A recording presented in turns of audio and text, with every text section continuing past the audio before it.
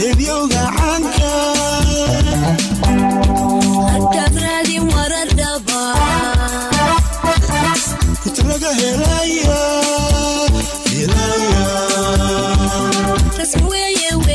بسم الله الرحمن الرحيم. السلام عليكم ورحمة الله وبركاته. halkan waa idaacada codka shacabka bariga Afrika oo caawa wararku ay idin ka imanayaan stuudiyaha magaalada Muqdisho iyo stuudiyaha magaalada Gabiley.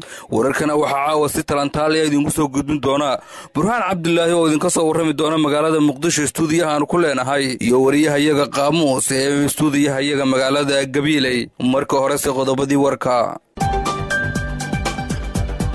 marwada koowaad ee Soomaaliya Marwo Aamina Waris oo dhagax dhigtay xarunta agoomaha Togwajaale xilli uu wali qabyo yahay jidkii Togwajaale ee madaxweyne Siina iyo dhagax dhigay sanad ka hor. safiirka Soomaaliya ee dalka Turkiga oo sheegay in 6 gobol ka go'een koonfur Soomaaliya. kun askari oo Muqdisho lagu guddoonsiiyay sanad ciidan. hal degmo oo Muqdisho ka tirsan oo kumanaan dollar ugu deeqday duufaanadii ku dhuftay maamul goboleedka Puntland. afweyne iyo tiicay oo maxkamad la soo taagay. intaasi waa qodobadii warka imikii haatan isagii oo fidsan. wasaaradda arrimaha dibadda Soomaaliya ayaa dhawaan u yeertay safiirka Soomaaliya u fadhiya dalka Turkiga Maxamed Mursal waxaana lagu eedeeyay inuu aqoonsi dalka Iiraan uga raadinayay maamulka koonfur galbeed Soomaaliya oo hadda dhismihiisu socdo.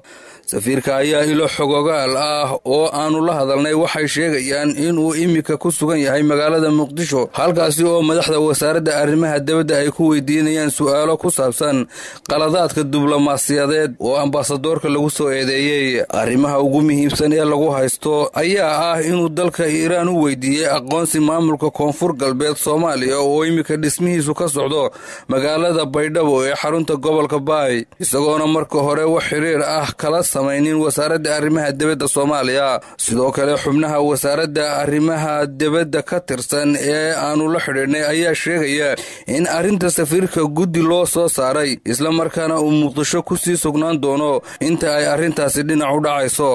ambaasador Maxamed Mursal ayaa horey waxaa halkaasi u geeyay Shariif Xasan Sheekh Aadan gudoomiyihii hore ee baarlamaanka federaalka ku meel gaarka ahaa waxaana muddo uu ka soo shaqeeyay safaaradaha Soomaaliya.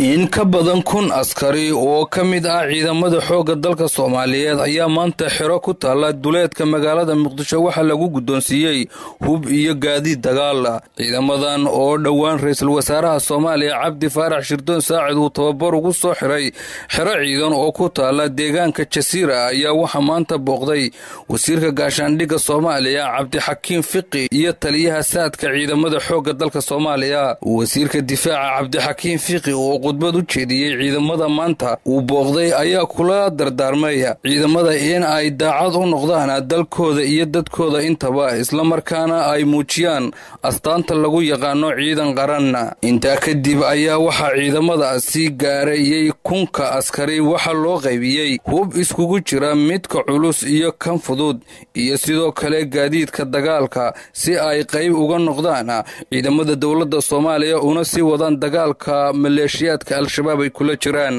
ciidamadan maanta la guddoonsiiyay agabka dagaalka ayaan ahayn kuwii ugu horeeyay waxaana tan iyo dawladihii ku meel gaarka ahaa soo badanayay ciidamadaas soo dhameysanayay tababarada kuwa oo aan haba yaraatee wax tallaabo ah qaadin. magaalada Muqdisho waxa ka bilowday gurmad deeqo loogu ururinayo dadka wax ku noqday dabaylaha iyo roobabka xoogan ee ku dhuftay bariga dalka Soomaaliya. goobaha ay ka dhaceen waxa kamid ah degmada Wadajir ee magaalada Muqdisho halkaas oo habeenkii xalay uu ka dhacay kulan ay soo qaban qaabiyeen maamulka degmadaasi. gudoomiyaha degmada Wadajir Axmed Daaci oo kulanka ka hadlay ayaa ku dhawaaqay in maamulkiisu uu bixinayo $10,000 kuwaas oo loogu talagalay dadka ay duufaanta ku dhufatay deegaanada Puntland. sidoo kale degmada Hodan ayaa waxa lagu qabtay kulan deeqo loogu ururinayo dadka ay saameeyeen duufaanta waxaana iskugu yimaadeen dadweyne aad u fara badan. jaamacadda muqdisho ayaa iyadana ku dhawaaqday lacago dollar ah oo ay ugu talo gashay dadka wax ku noqday dabaylaha iyo roobabka xooggan ee ku dhuftay gobolada Nugaal iyo Bari. xogayaha guud ee guddiga gurmadka degdega ee jaamacadda muqdisho Cabdulqaadir Abubakar ayaa sheegay inay bilaabayaan olole degdeg ah oo loogu gurmanayo dadka dhibaataysan ee ku waxyeeloobay fatahaadaha webiga Shabeelle iyo roobab duufaan wata oo ka da'ay deegaano ka tirsan Puntland. dowladda Belgium ayaa shaacisay in maxkamad la soo taagi doono hogaamiyihii kooxaha burcadbadeeda Soomaalida Maxamed Cabdi Xasan Afweyne iyo madaxweynihii hore ee maamulka Xibin iyo Xeeb Maxamed Aadan Tiicay kuwaasoo dhowaan lagu xidhay magaalada Brussels ee xarunta midowga Yurub. Master Afweyne ayaa loo haystaa doorka uu ku lahaa afduubka markab ganacsi oo laga leeyahay dalka Belgium kaasoo lagu qafashay xeebaha Soomaaliya. ninkan oo horey u sheegay inuu ka baxay falalka burcadbadeednimada ayaa si cajiib ah loo xiray kadib markii loo dhigay shirqool isaga oo loo sheegay inuu ka qaybgeli doono filim dhugmanti ah oo muujinaya dhibaatooyinka kooxaha burcadbadeeda Soomaalida.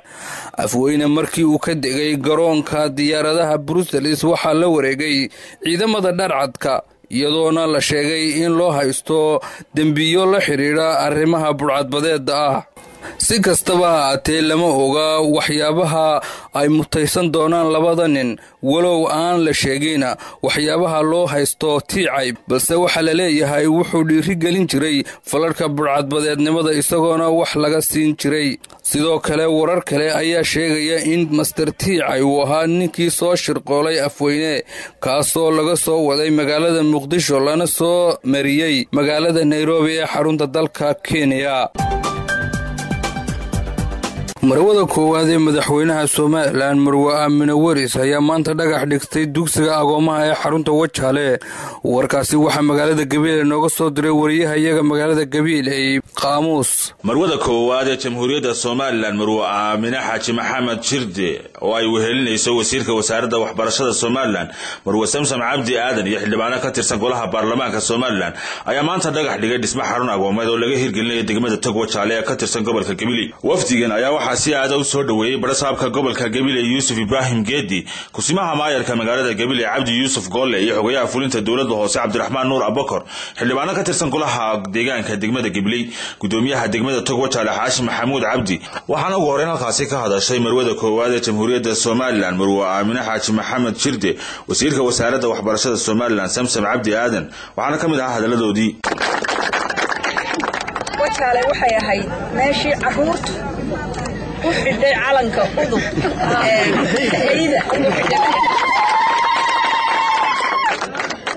Wajaale waxay ahayd meesha markaanu nimaadno gurigayagii ilaa baanu nimiye sida naloo soo dhaweeyo aanan dooni jirin inaanu ka tagno ayay ahayd.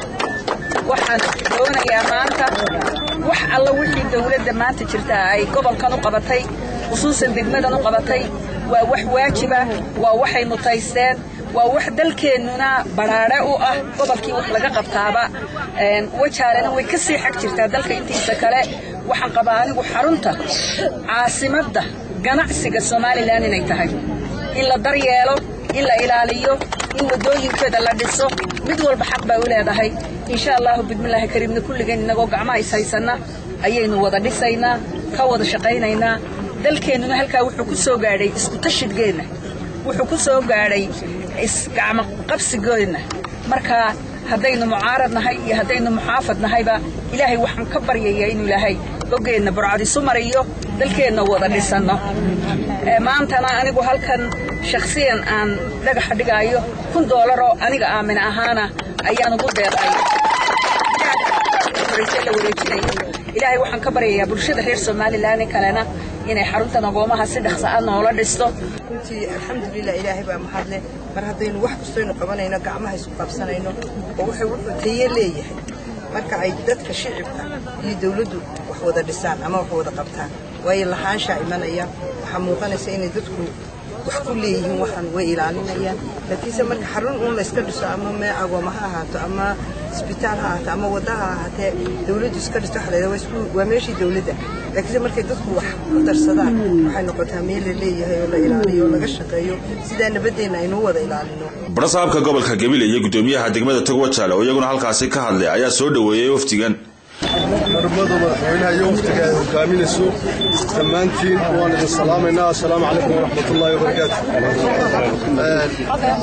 intaasi kadib halkan maanta marwadu waxay noo dhagax dhigaysaa xaruntii agoomaha lagu xanaanaynayay alxamdulillahi rabbil caalamiin marwada koowaad amil walis maxamuud tirke iyo waftiga cusub ee wadato waxaan soo dhaweynaa gobolkeenii degmadiinii ayaan si fiican soo dhaweynaa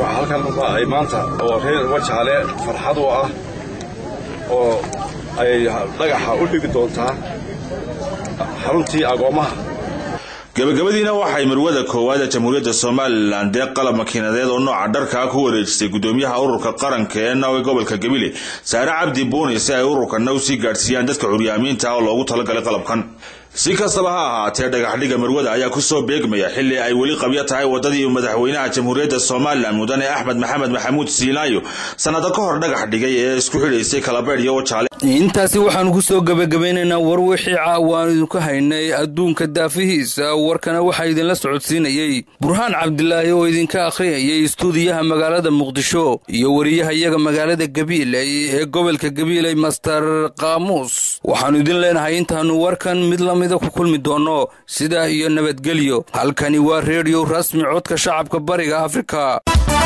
Hediyoga caanka